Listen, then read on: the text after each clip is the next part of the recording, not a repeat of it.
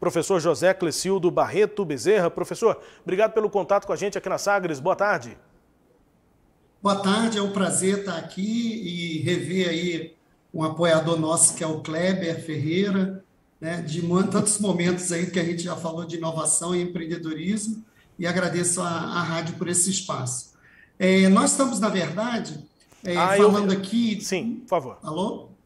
Na verdade, nós estamos falando de uma chamada por favor, pode pública dizer, pode que a completar. Universidade Federal está fazendo para todo o estado de Goiás, para empresas já com formação de CNPJ e para ideias empreendedoras e inovadoras. Então, as ideias empreendedoras, a gente chama isso de um projeto de pré-incubação e projeto de incubação de empresas. Lembrando que essa inscrição dessas empresas não precisam ser professores, servidores da UFG. Vale para todas as pessoas que têm uma ideia, principalmente de base tecnológica, que aí é bem-vindo na questão do valor agregado, né? Diferente um pouco de outras iniciativas que outras instituições têm. E aí a gente vai incubar ou uma ideia, que é o pré-incubação, que tem que ter no mínimo 2 pessoas propondo um projeto, ou então incubar uma empresa. E aí vale a pena lembrar que após esse momento, que ainda não se encerrou de Covid, né, muitas empresas precisam dessa assessoria, desse trabalho de criar, de refazer o seu projeto de empresa, incubar ideias e daí para frente. E a universidade é um berço do conhecimento que pode ajudar muito nisso, né? Coordenador, antes do Kleber aqui, só uma dúvida que eu tenho, que é o que é a incubação? O que entra nesse processo, né? A gente imagina que seja, eu pelo menos fico imaginando que seja condições para que essa empresa se mantenha no seu início, porque é quando muitas morrem, né? Muitas que têm, às vezes, uma ideia boa, mas não conseguem se manter por vários motivos, e aí se consegue manter essa empresa viva até que ela consiga ter forças próprias. Como é que funciona? O que é que inclui essa incubação? Isso. Primeiro, assim, lembrar que incubadora tem várias universidades no Brasil, em Goiás tem várias também, né? Nós temos aqui, nós estamos falando especificamente da Universidade Federal de Goiás, e essas empresas, elas podem vir aqui ser residente ou não residente. Então, elas podem estar aqui dentro vamos dizer, do campus da universidade, usufruindo de tudo que a gente tem. Na verdade, a incubadora ela estimula a criação e o desenvolvimento, que é bom relatar aqui, de micro e pequenas empresas. Elas podem ser industriais ou de prestação de serviço. E, como eu disse, principalmente de base tecnológica, mas pode ser também para manufaturas leves, uma formação complementar de empreendedorismo, que muita gente, às vezes, vai só no sentimento e falta uma fundamentação, uma teoria. E o papel da incubadora para aquelas empresas que a gente está prevendo 20 empresas no processo de incubação e até 15 projetos de pré-incubação, que tem que ter no mínimo 2 pessoas, capacitação, formação desses empresários, treinamento dos empresários, ele vir beber na fonte da Universidade Federal de Goiás, de estar dentro de uma esfera que tem muita coisa para fazer transferência tecnológica e, às vezes, o empresário não tá sabendo disso. E relembro de novo que esse projeto é específico para qualquer pessoa do estado de Goiás ou empresa que tenha CNPJ no estado de Goiás.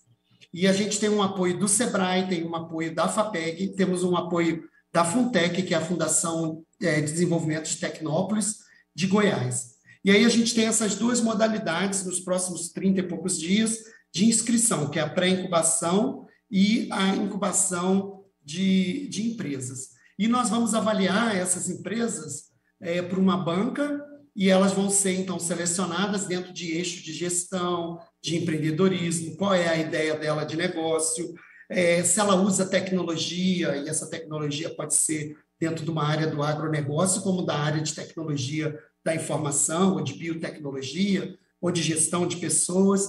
A questão de capital, lembrando que a empresa não tem isenção, infelizmente, eu acho que é uma política que a gente poderia fazer no Brasil, né, já que ela vai estar já trabalhando com um órgão federal. Não tem isenção de impostos, ela vai funcionar normalmente. Agora, já as ideias são ainda pré-incubadas. elas não são empresas, né? Então elas não pagam impostos, né? Então é o que a gente quer, e a gente quer inscrições, e como eu salientei, é um momento importante para empresas iniciais ou ideias pós esse período que a gente passou de tanto agravamento para as micro e pequenas empresas, né? E é isso. Então, a gente quer muito receber boas ideias, e a gente sabe que esse efeito, junto com a Universidade Federal e todos os parceiros que a gente tem, pode fazer muita diferença no negócio do micro e pequeno empreendedor. Ok, Rubens. Primeiro, é muito bom rever o professor Clecildo. O professor Clecildo, ele é um guerreiro, né? Um soldado de defesa, de que, numa das primeiras entrevistas que eu fiz com ele sobre esse tema, aí já faz muito tempo, Rubens, o cabelo já estava quase branco, né? E o do professor aí estava firme e forte. Mas aí o tempo vai passando e o professor vem defendendo que o país precisa investir nas ideias empreendedoras, na micro e pequena empresa, e orientando, desculpa, o empreendedor que não vá só com a ideia e com a boa vontade, que ele leve o conceito científico de empreendedorismo, que ele aproveite as pesquisas já realizadas, os estudos já feitos, adquira o conhecimento para o negócio dele prosperar. O professor sempre pregou isso e vem lutando com isso, carrega esse fardo há muitos anos. Felizmente, ainda bem que a gente tem gente assim, às vezes as pessoas não conhecem os entrevistados, é bom fazer justiça fazendo esta apresentação. Professor, cada ideia, ela tem a sua peculiaridade. Então, essa formação, a incubação das pessoas que têm as ideias, ela será coletiva ou nós teremos atendimento individualizado para aprofundar mais naquela ideia, estudar melhor aquela ideia, orientar melhor aquela ideia e absorver melhor aquela ideia? Na verdade, Kleber, obrigado pela sua consideração, é um prazer estar aqui.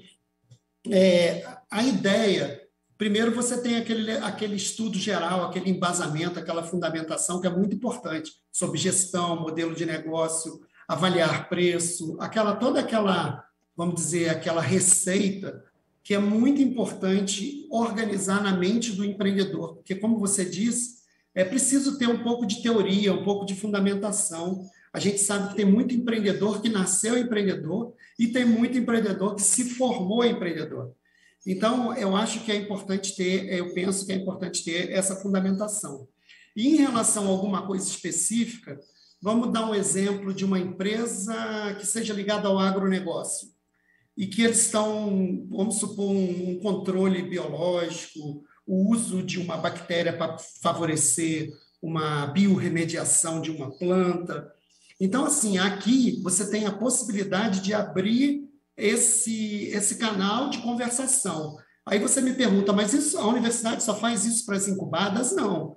Só faz isso para as micro e pequenas empresas? Também não. Esse é um processo de incubação específico, um projeto para micro e pequena empresa.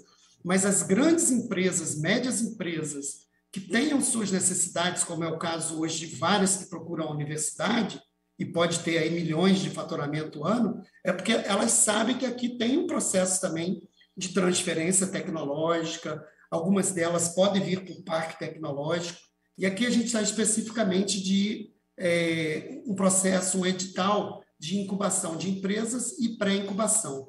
Então, assim, aqui a oportunidade, como eu disse, a UFG está aberta para todo cidadão brasileiro e internacional, mas isso é uma oportunidade que a gente acaba realmente, a pessoa fica dentro da UFG, ela se sente em casa, ela recebe um crachá, como todos nós temos, e aí você tem um empresário num ambiente, como você falou, de riqueza de conhecimento.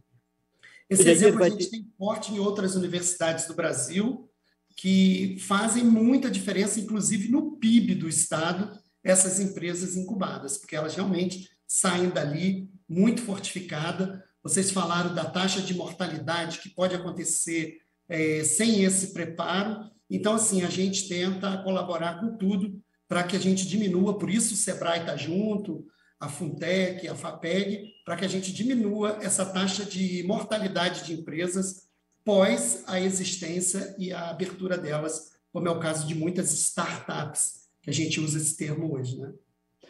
Na verdade, assim, a margem de dar errado é muito pequena, né? Só mesmo se houver alguma extravagância com o capital. Se seguir a norma científica, os estudos não tem como, é muito difícil dar errado. Mas aí, o atendimento individualizado é possível ou será só atendimento coletivo? É possível, claro, isso existe e, na verdade, o Centro de Empreendedorismo e Incubação, como toda a Pró-Reitoria de Pesquisa e Inovação da Universidade, onde o SEI está incluído, tem muita gente capacitada e, inclusive, um parque de equipamentos dentro da própria universidade que pode servir para atender alguma necessidade específica. Vamos dizer que você está fazendo um cultivo, aquela empresa que está aqui incubada ou fora está querendo fazer algum cultivo e, de repente, ela tem um fungo, uma praga que ataca aquele cultivo que ela estava elaborando, a gente tem toda uma possibilidade de ajudar e, muitas vezes, sem custo, porque o próprio pesquisador tem interesse, né? A própria universidade tem interesse em dar sequência àquela pesquisa que, às vezes, o empresário trouxe para dentro da universidade como uma demanda. Como fazer a inscrição? A inscrição é pelo www.sei.ufg.br. Lá tem todas as informações e tem também um conjunto de perguntas e respostas que tira muita a dúvida das pessoas e a gente está à disposição para responder tudo. E queremos muito que tenham empresas, quando eu falo de base tecnológica, a gente não está eliminando as outras, mas de ter muita coisa que tenha um valor agregado que possa trazer de muita força o uso da tecnologia e do conhecimento, pode ser uma biotecnologia, né, um kit rápido de um exame, tanto para a agricultura, como para o agronegócio, como para a saúde humana.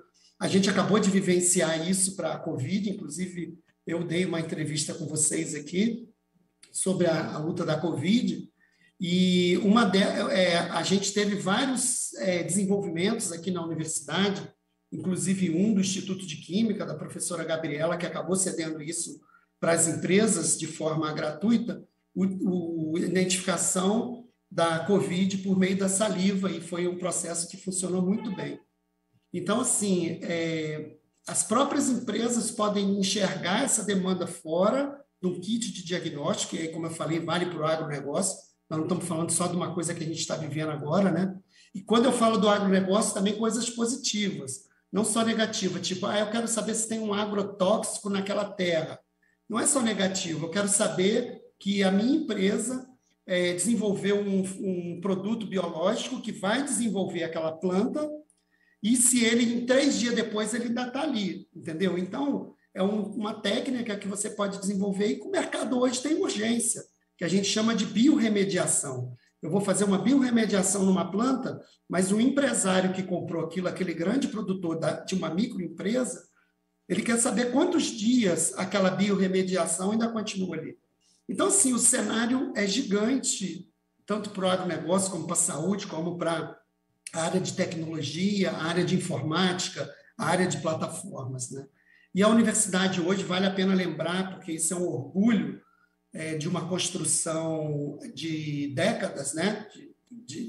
Que a Universidade Federal de Goiás hoje está entre as grandes universidades brasileiras, com uma população diária de 40 mil pessoas diárias, né? Um orçamento, às vezes, até maior do que muitas cidades de Goiás, e um envolvimento na formação, mais de 130 cursos de graduação, mais de 100 e poucos cursos de pós-graduação. Então, assim, vale a pena as empresas, as ideias se inscreverem e vir caminhar com a gente, né, nessa jornada brasileira de empreendedorismo e inovação, como você disse, que não é fácil também, né? Rubens Salomão. É isso, professor. Obrigado pela entrevista, o contato com a gente aqui. Um ótimo trabalho para o senhor. Muito obrigado, agradeço. Muita saúde para vocês e paz. Obrigado pela entrevista. Conversamos aqui com